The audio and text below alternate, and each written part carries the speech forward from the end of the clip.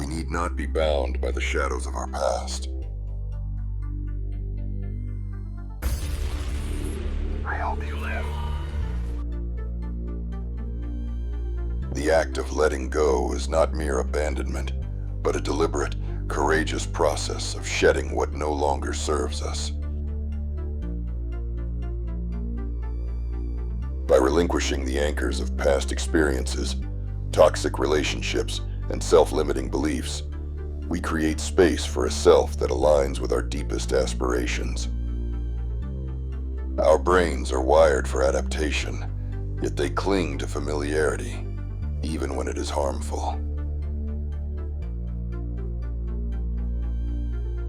Conditioning often traps us in cycles of reliving past traumas, or clinging to outdated identities reinforced by repetition.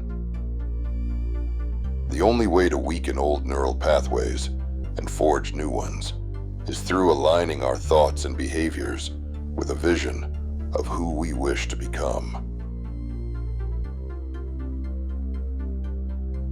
Psychologically, letting go involves confronting the sunk cost fallacy.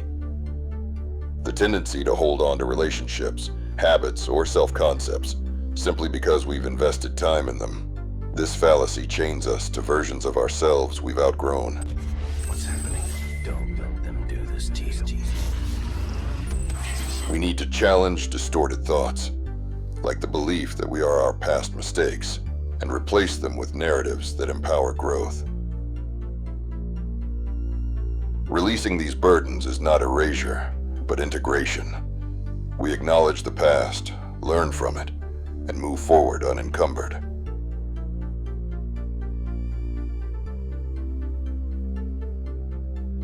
You have power over your mind, not outside events. Realize this, and you will find strength. The truth is that external burdens, be they toxic people or painful memories, are indifferent unless we grant them power. By focusing on what is within our control, our responses, values, and actions, we detach from what weighs us down. Letting go becomes an act of reclaiming agency, choosing virtue over victimhood. This way we assure that we're not becoming what we despise. We are not bound to be the person others expect, or the self shaped by past failures.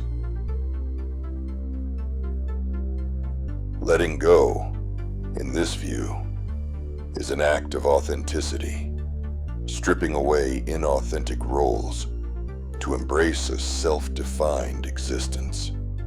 This aligns with Nietzsche's call to become who you are, a process that demands we discard what is false to uncover what is true. Attachment is the root of suffering. Being attached to old versions of ourselves, whether defined by success or failure, perpetuates dissatisfaction. The practice of non-attachment does not mean apathy, but a fluid acceptance of change. By releasing our grip on static identities, we align with the impermanent nature of existence, freeing ourselves to evolve. What must we let go of? First, the detritus of bad experiences. Trauma, regret, and guilt are heavy loads, often internalized as core parts of our identity. Psychologically, this is known as narrative identity, where we construct our sense of self through the stories we tell. To become someone we like, we must rewrite these stories, not by denying the past, but by reframing it as a chapter, not the entire book. Second, we must release toxic relationships. Social psychology shows that our self-concept is shaped by those around us, a phenomenon called the looking glass self. People who diminish or manipulate us reinforce a self we may despise. Letting go of such connections, though painful, is an act of self-preservation. It requires boundaries, not just with others, but with our own tendencies to seek validation from those who harm us. Finally, we must shed self-limiting beliefs. These are the internal narratives, often rooted in childhood or societal conditioning, that tell us we are not enough. Growth versus fixed mindset. This highlights the power of believing in our capacity to change. By letting go of the idea that our abilities or worth are fixed, we open the door to transformation. We're no longer bound to a version of ourselves, defined by the past. In a way, we can regard this as a new beginning, a new way of life, a new way of thinking. Letting go is not passive. It is an act of bravery. It demands we face the void left by what we release and trust in our ability to fill it with something different that will serve our vision rather than diminish it. From the ashes of who we were, we rise as who we are meant to be. The act of letting go confronts us with the abyss, the disorienting freedom of an undefined self. When we release past identities, we step into a liminal space where meaning is not guaranteed. This can evoke dread because it forces us to grapple with the infinite possibilities of who we might become. Yet, this abyss is also the crucible of transformation. Confronting the shadow, the repressed or despised parts of ourselves, is essential to individuation, the process of becoming whole. By letting go of the shame or fear tied to our shadow, we integrate its lessons as sources of strength.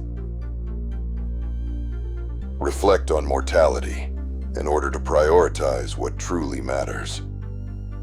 We must embrace this void, trusting that our choices will shape a self that resonates with our deepest values. Nietzsche's concept of eternal recurrence offers a profound lens for letting go. If we were to live our lives infinitely, would we choose to carry our current burdens? This thought experiment compels us to release what diminishes us, be it grudges, self-doubt, or inauthentic roles, because only a self we love could bear eternal repetition. Radical acceptance, a principle from dialectical behavior therapy and rooted in Zen Buddhism, complements this. It teaches us to accept reality without judgment, not as resignation, but as a foundation for change. By accepting our past and present selves without being attached to them, we free ourselves to act with intention. This synthesis of philosophy and psychology underscores that letting go is not a singular event, but a lifelong practice of aligning with our own truth, crafting a self we not only like, but revere. As we release the chains of old selves, we step into the radiant freedom of creation, where each choice is a brushstroke on the canvas of our existence. From the crucible of surrender, we forge a self that shines with purpose and authenticity. Like stars born from the collapse of ancient matter, we emerge from the wreckage of what was, not diminished but resplendent. Our light, a testament to the courage to let go. In this act, we join the timeless dance of the cosmos, ever changing, ever becoming.